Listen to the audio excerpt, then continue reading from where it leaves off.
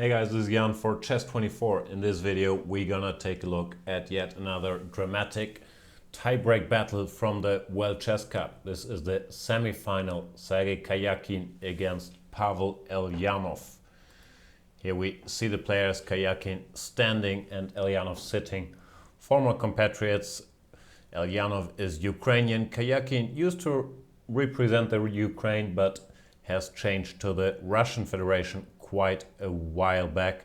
Eljanov, maybe the biggest surprise of the FIDE World Cup so far, has been crushing the opposition, already won 35 or 36 ELO points, which earned him the nickname Eljanov. While Karjakin has made use of his strength in rapid chess and in tiebreaks. Had to play a lot of tiebreaks, but has won them all, of course. That's why he's here in the semi-final. Stakes are very, very high. Not only are they playing for a lot of money, the winner qualifies for the final, which means he also qualifies for the Candidates Tournament 2016. So there is, a lot to play for in these rapid games. In the classical tournament games, Eljanov had pressed with the white pieces but failed to convert his advantage into a win, and Karjakin, happy to play tiebreak, offered a draw in his white game after only 40 moves. So here we are in the tiebreak. First game sees Pavel Eljanov with the white pieces. Here we got it. We get a bit of a strange opening. Knight f3, knight f6, g3, c5, bishop g2, knight c6, castles e5, which is a line Karjakin has played before. Instead, d5 after d4 leads to some sort of reverse Grünfeld, which is considered to be quite pleasant for white. Therefore, Karjakin stops d4 with e5, and we get a weird sort of hybrid King's Indian attack position. Black has more space, but he has his weakness on d5, and a long strategic battle lies ahead. Karjakin had already played this position in an earlier game against Anish Giri, where h3 was played in, I think, Khanty Mans's 2015, but in this game, Eljanov opts for a4, which Karjakin tries to exploit by putting his knight on b4. Also a construction we have already seen from him. This knight is very hard to touch on b4. And Eljanov goes for knight to d2, trying to maneuver his knight towards the d5 square via c4 and e3. Here, Karjakin plays the move h6, which I'm not sure is the most principled or necessary. Instead, maybe bishop to g4 is an option here. After f3, retreat to e6 or even to d7. In the game after h6, Eljanov was able to execute the maneuver he had in mind, knight c4, bishop g4 and queen to d2, which might look strange, but it's preparing to regroup his other knight with knight to d1, put it on e3 and then kick this knight, which is annoying, on b4 with c3, and all his dreams would come true. Bishop d7, another move I'm not so fond of. I believe he should have played bishop e6, directed against this knight d1 idea, when now black would have a little tactical trick. Knight takes e4, exploiting that d takes e doesn't work because of bishop c4, and after bishop e4, d5, and black would be fine. Therefore white would have to do something else, maybe f4, with a complicated position. Instead of bishop d7, Eljanov built up his dream position, put his knight on e3, went c3, now he went f4 for the break, and he reached everything you can hope for in this variation. His knights are well placed, he has the pawn center. Still things aren't fully clear. Karjakin now goes for bishop e6, intending to get in the d5 break, queen f2, but turns out that d5 is not valid yet because of takes, knight takes, and f5. Little tactic, knight takes e3, f takes e6, knight takes f1. E takes f7 check, and white wins. Therefore Karjakin decided to give up his bishop in order to get in d5. Bishop takes, knight takes d5, but this bishop will be missed now. His opponent on g2 is unopposed on this long diagonal, and this position does strike me as very hard to play for black. The computer doesn't see too many reasons to worry, but over the board I would take white all day. Bishop d2, knight f5, Karjakin is looking for some counterplay on the queen side, targeting the b2 pawn, but he also dangerously has to move his queen away from the king side, and that's a very double-edged enterprise. Now he's going after the a4 pawn, Eljanov just continues his build-up, king h1 to prepare rook g1. And another nice maneuver here, bishop to e1, headed towards h4 to increase the pressure. Karjakin decided if he was going to suffer, he should at least suffer for a pawn. Took on a4, bishop h4, rook d6 to cover f6. But now Eljanov plays a series of very powerful moves, proving that the black construction is shaky. Starting with rook a1, attacking the queen, queen b5, c4 attacks it again, making use of the fact that queen has to stay in touch with the knight on a5. The queen went to a6. b6 might look more natural, but it runs into bishop takes f6, and then if rook takes, knight to d7 with the knight fork. So the queen had to go here, and now we have this very dangerous pin. And the star move of the first game, in my opinion, the move played by Eljanov here, the move d4, overloading black's forces. C takes d4, doesn't work because of b4, and you lose the knight. And rook takes d4, which was played in the game, has the drawback that now white plays a powerful move, queen to c3, attacking the knight on a5, and the only way to keep it is the move b6. But then the queen loses contact to the knight on f6, which allows bishop takes f6, and white wins, for example, gf, queen g3 check, bishop g7, rook g1, let's say f takes e5, and bishop to d5, and there's no defense against queen takes g7, mainly because the black queen is so far away from the action. Instead, Karjakin, of course, saw all this, went for knight e4, gave up a piece, but a piece is a piece, and Eljanov would not let this advantage slip. Couple moves later, well, some simplifications here, but it doesn't really matter. White just converts his extra piece. Final nice trick, e6, rook takes e6, check, and bishop to d5 with the double attack. And Sergei Karjakin had to resign. Very nice game by Eljanov, who continues to display very good chess even in this rapid, and that put Karjakin into a situation which he's already familiar with. He has to win the next game to avoid elimination. He managed to pull off the trick against Alexander Onyshuk in their match earlier in the tournament in the classical game, and let's see if he can do it again. He's white, he opts for one knight f3, which is an indicator that he's looking for a slow positional game, which, yeah, you could argue about that strategy. You could also say he should go for one e4 and go for an attack. But there is many lines like the Berlin, for example, that don't make it very easy for white to attack with e4. And knight f3 ensures a slower game, d5, g3, taking a page out of his opponent's playbook apparently here. c4, e6, all of this is theory. C takes d5, and the move bishop takes f3 is considered to be best, because you should not blunder this bishop after c takes d4, queen a4 check is very, very unpleasant. So bishop f3, c d5, and we get the structure or the type of position that Karjakin was aiming for in this game. Almost symmetrical. Black doesn't have any particular problems, but white does have the two bishops, which is a long-term advantage. So it gives him hope to play for a win, even if he doesn't get anything out of the opening immediately. Bunch of standard moves here. Both sides bring out their piece.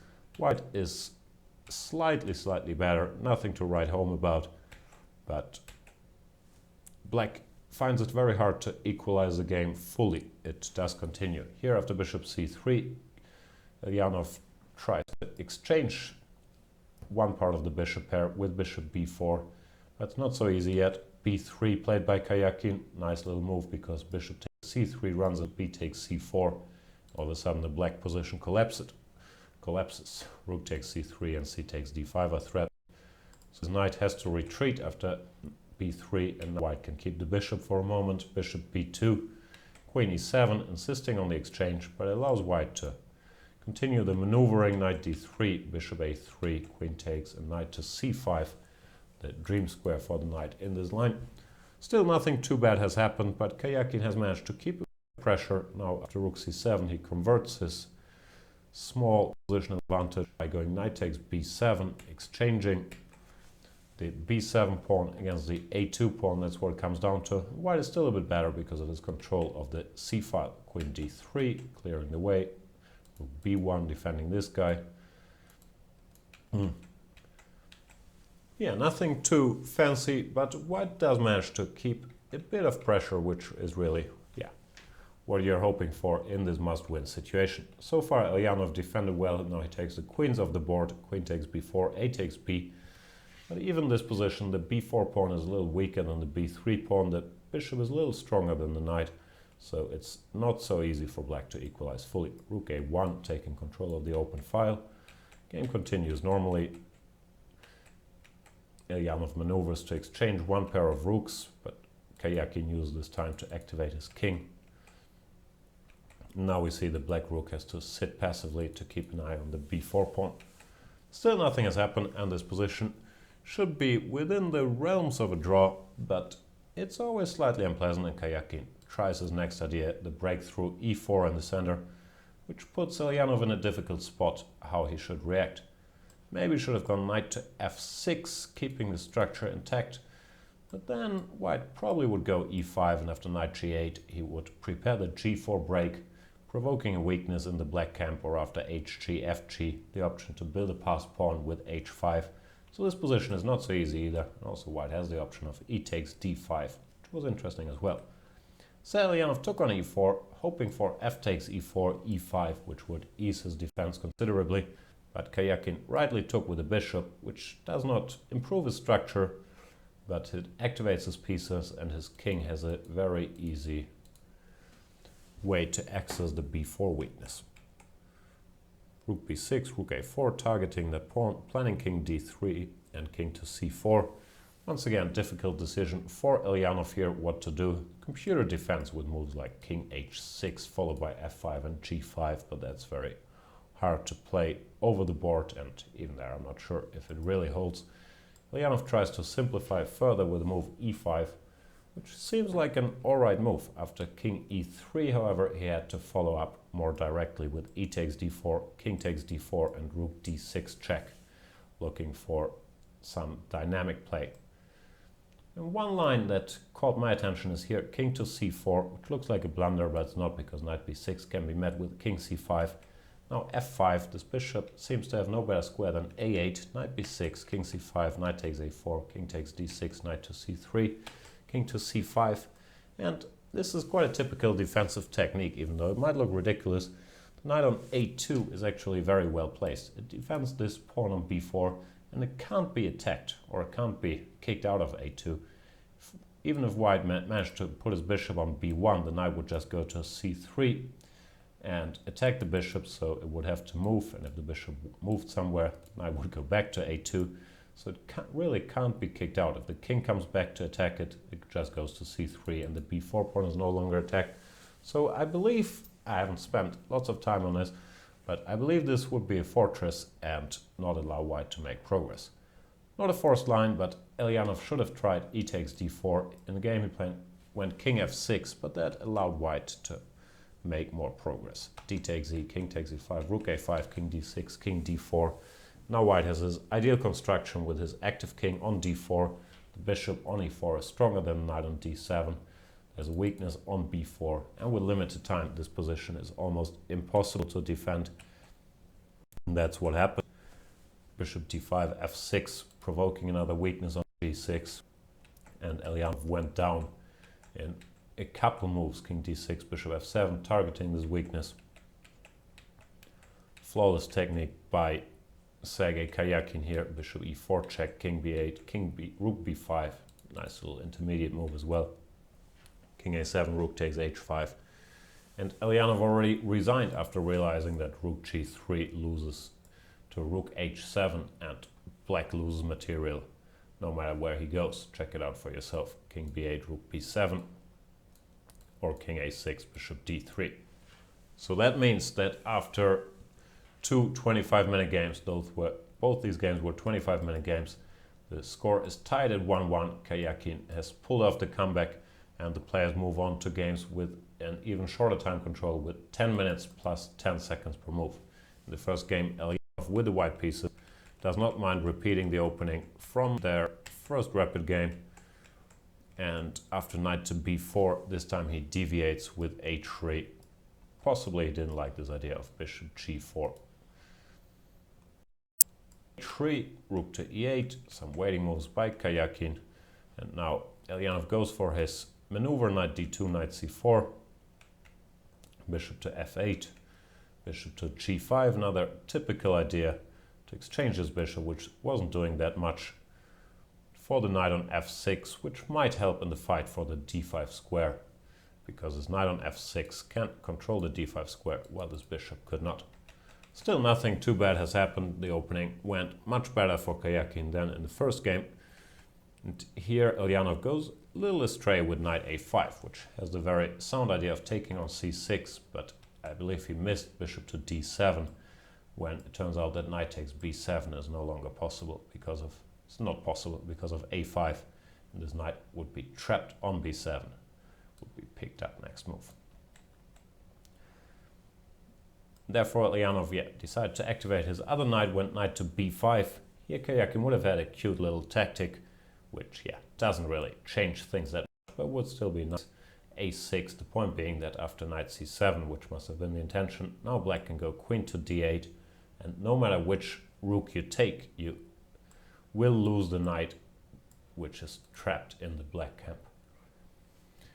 So a6 would have been a strong move. Eljanov would have had to retreat, and he would just have lost quite some time with knight maneuvers. Instead, Karjakin played queen d8, the more human move in a game with 10 minutes, just stopping the threat of knight to c7, and he also got an alright position. White used this time to put his knights a little more purposefully. Now he's planning to regroup this guy to e3.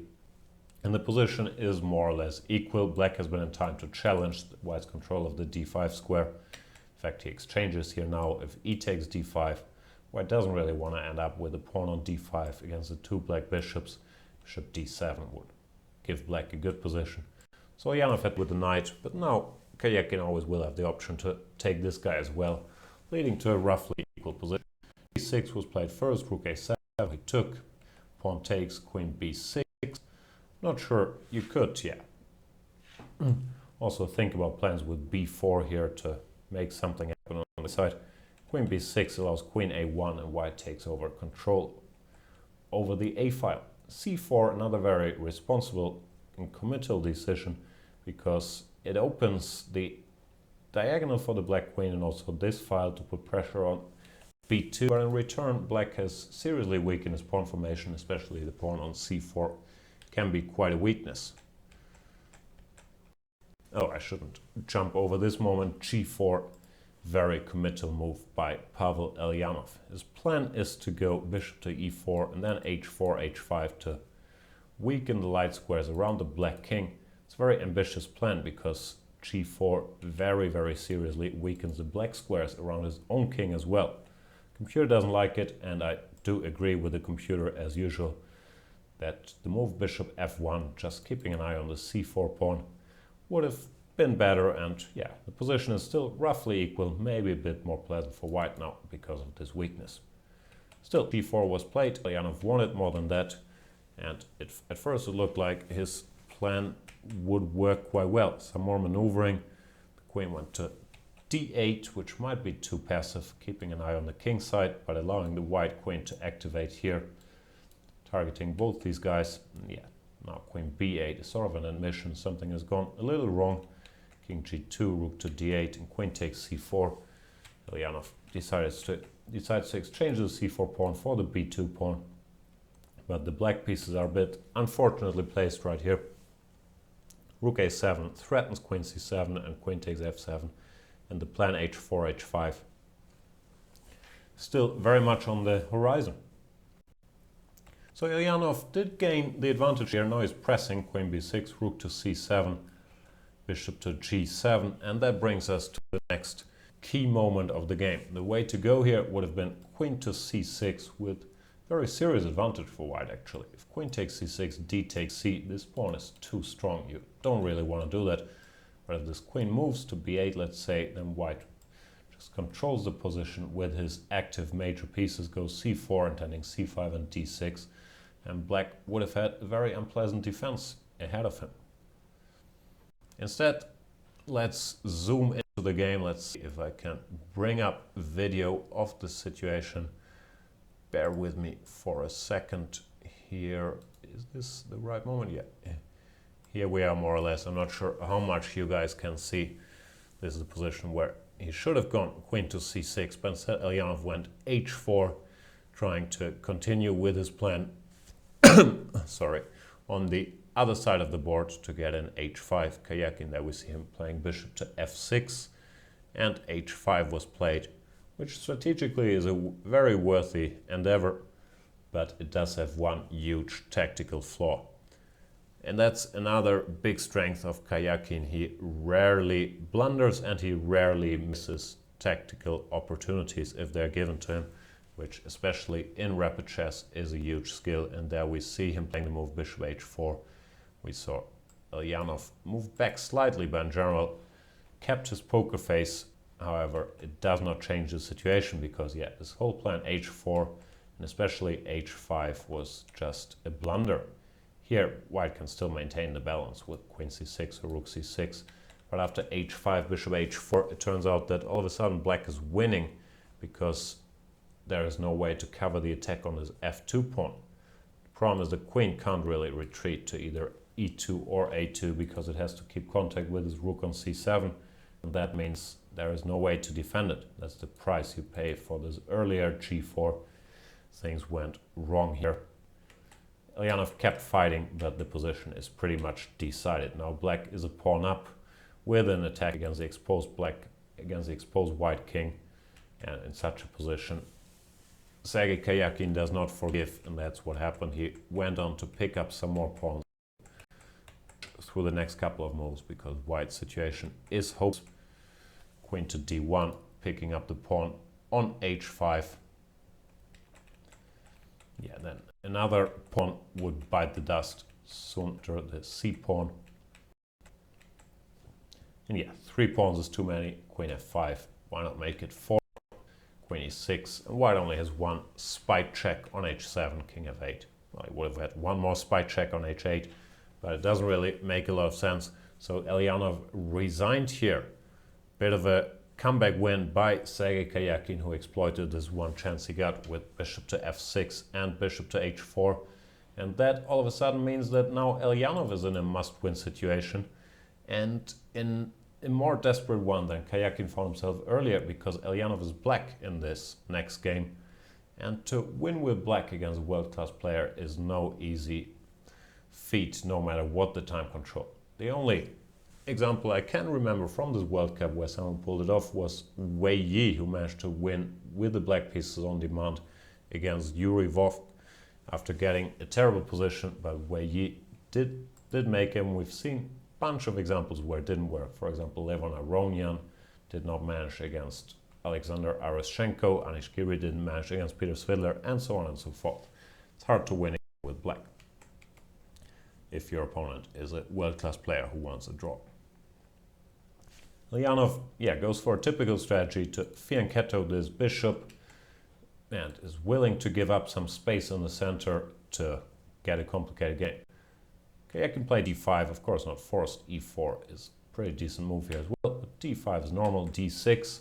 And here, believe it or not, I believe that Karjakin committed a very serious mistake, especially given the situation. He went for the move knight to c3, which might look natural, but it allows black a setup that you really should not allow him if he's desperately playing for a win. And that's the setup with bishop takes c3 check, giving up this fianchetto bishop to double the white pawns, and now the move f5. It's an idea I'm very familiar with because I used to play this a lot as a child. It tends to occur after d4, g6, c4, bishop g7, knight to c3, c5, here d5, bishop takes, pawn takes, and f5. Which is a worse version for black because the knight is not on f3 yet, his pawn is not on d6 yet. That means in this position white has some very aggressive options like e4, which are quite dangerous for black. But with knight to c3 knight to f3 and d6 is thrown in, e4 or even h4 no longer are so dangerous. So this, I believe, is already a good position for black, and it's also quite easy to play. So it's a dream scenario for playing for Eljanov completes the set you normally go for in these lines. Knight f6, bishop g2, and queen to a5, intending to go knight d7, followed by knight b6, then bishop d7, then decide where to put his king, and then lay siege on these isolated white pawns. And that's pretty much what happens. Queen to b3, bd7, knight to d2, knight to b6, short castles, bishop d7.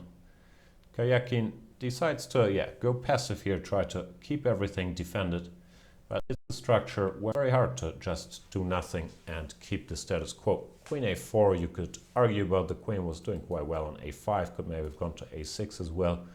It's directed against the white break with e4. Karjakin believes his opponent, goes for the passive move, bishop f1, trying to protect pawn. Knight e4, a strong move, directed against e4 once again. Karjakin goes e3, which keeps an eye on this pawn, but it's not very friendly towards the bishop on c1, which now in this structure doesn't have anywhere to go. Look at the poor guy. Eljanov plays another strong move, e5, taking advantage of the fact that after d takes e, bishop takes e6, the c4 pawn is very weak once again. Still, maybe this was white's best bet to take and now go e4 when things aren't all that clear yet. Instead, Karjakin decides to continue passively, plays f4, allowing black to close the position, and he's trying to hold this one, but it's very, very hard with these weaknesses and the black opportunities to make something happen on the king side. Eljanov goes h6, preparing g5. Karjakin tries to keep things under control. That's difficult. Eljanov, yes, so far is playing a model game for this variation and for this structure. He has managed to create a new weakness on g3. Karjakin goes h5 to gain some space, but this pawn could also be a weakness. Plus, there's the already existing weaknesses on the queen side, so very hard to keep everything defended. Even though Karjakin does his very best, and he's arguably the best defender in the chess world, he is very, very resilient, very hard to beat. But for now, Pavel Eljanov comes up with some very nice maneuvers. Also, take note of this bishop e8 and knight d7, bring the knight to f6 to target the h5 pawn. Still, Karjakin manages to defend everything, but black's resources are not exhausted yet. Took me a second to think of that word there. Queen to a5, trying to activate the queen, and also stopping white from going a5. Bishop f2, b6 you could argue about, but Karjakin tries to, Eljanov tries to stabilize the situation, improve his king first, away to h8, where it's quite secure, and now he puts his rooks back to put pressure on the g3 pawn. Rook to h3 and queen a6. It's time to start maneuvering with the queen, and this is in a very unpleasant position to defend, probably actually an objectively lost position. But here Karjakin makes one of his rare tactical oversights, if we can call it that. He goes queen d1, abandoning the c4 pawn. That allows a shot, which Eljanov goes for. Knight g4 check, bishop takes g4, g4, with a double attack against the rook and the pawn on c4, which means the pawn is going to drop. And after c4 drops, d5 should drop as well. This position is the winning position for black. Still, it ain't over till it's over, and Karjakin does his very best to fight back. Activates his rook. Now he goes c4, planning to activate this bishop as well. Rook to d7. For now, Eljanov keeps everything under control. Rook to d5, nice square for the rook, but it's gonna get challenged by this bishop soon. Bishop e1, planning to activate the guy. Queen e8, rook to f5. Black for now is not in a hurry to take on h5 because he doesn't want any business of white using the half-open h-file. So he goes 7, sidestepping the check, bishop c3, bishop e6, once again challenging this rook, f6, rook f7. Here white is already 2 pawns down with a bunch of weaknesses, so he decides why not make it 3 and try to get some counterplay in return. Gives up another pawn, which is accepted. Rook a1, hoping to make something happen on the h-file. That's not really realistic, and Eljanov keeps control, goes h5, rook d1, targeting this pawn, rook d7, queen h2, hoping for queen h4. Here, or bishop takes c4 was already very possible, but nothing wrong with Eljanov's move, queen d8, not allowing queen to h4 and maintaining a winning position. Bishop to a1, once again looking for play by preparing queen to b2. And once again, bishop takes c4 was very possible. Probably Eljanov didn't go for it because he was afraid of f5 check, but his king is perfectly safe on f5. King takes f5, if queen h5, queen g5, nice counter check, and black would be winning.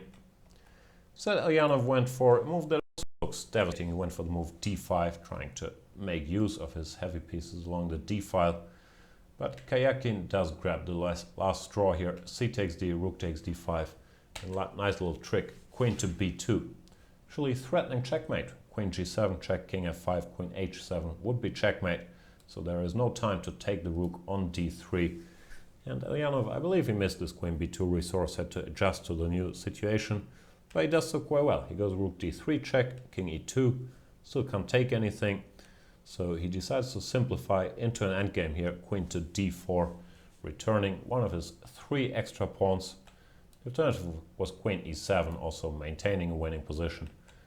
But queen to d4, nothing wrong with it really, because here after rook takes d3, Eljanov has the strong Zwischenzug bishop c4, making sure he keeps at least his e-pawn alive. Bishop d4, e takes d3, king to e3.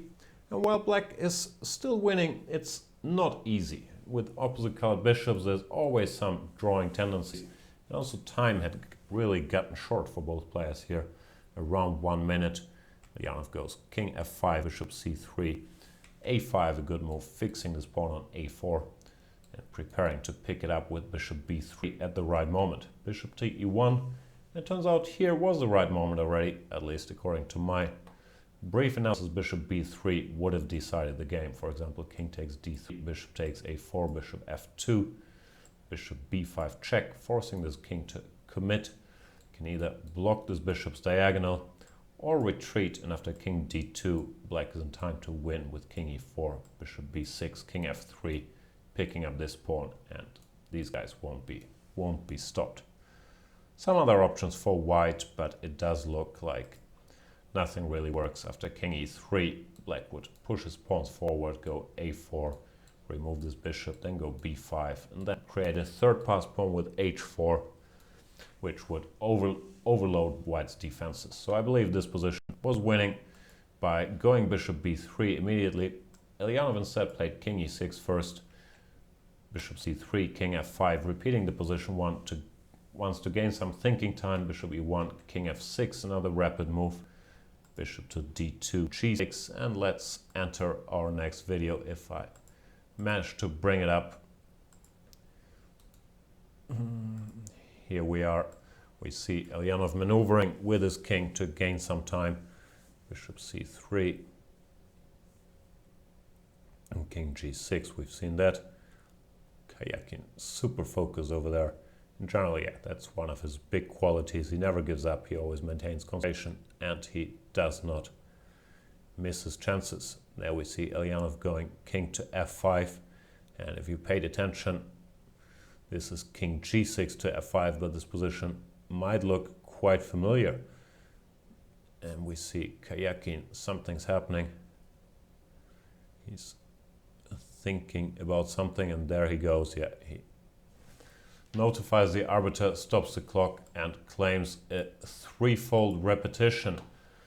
And it turns out that he is right, because after king g6, bishop c3, king f5, we do get the same position we had seen earlier. After a5, here we got it. Then after bishop c3, we got it. And here we got it for the third time. First of all, there's a question, can you claim a draw in a rapid game? A threefold repetition, because there is no keeping score normally, but it turns out you can in this case, because there was an arbiter writing down the moves. It's not enough that the game is broadcast, but if there's an arbiter writing it down, apparently you can claim a draw. I'm not sure if Eljanov was aware of that, or yeah, probably he just was trying to maneuver, gain some time, and missed that this is the same position, even though king came from a different square. However, it turns out that Karjakin was absolutely right, and kudos to him for staying sharp and focused to notice this threefold repetition with very little time on the clock. And yeah, the arbiters proved him right. and the game ended in a draw, which means that Karjakin does win this match and qualify not only for the final of the World Cup against Peter Svidler, but also for the Candidates Tournament 2016. Kudos to him who, he's used his strength in these tie breaks. He's a great technician, great endgame player, rarely makes big mistakes, rarely blunders, and always keeps his cool. And that was, in this case, enough to overcome Pavel Eljanov, the most tragic finish imaginable for Pavel Eljanov. He's played a fantastic tournament from a strategic standpoint, also dominated this tiebreak and managed to come back, build a winning position in this must-win situation with black. But he did repeat the position 3 times, and that means that he does have to go home and misses out on the final and the Candidates tournaments. However, still a big success for him this tournament, winning, 36 ELO points, climbing to number 13 in the world rankings. Great tournament by Pavel Eljanov, but the final is going to be Peter Svidler against Sergei Karjakin. 3rd time in a row that the final is 2 Russian players. It was Andreikin against Kramnik last time, and before that Svidler against Grishuk. Of course, we'll keep you posted on the final. I'm going to be doing commentary in Spanish, believe it or not. Check it out on chess24.com or check out the English commentary. I believe there's other languages as well. Thank you for watching this video. If you liked it, share it, leave a comment, subscribe, do all that good stuff. And I'll see you guys next time or on chess24.com.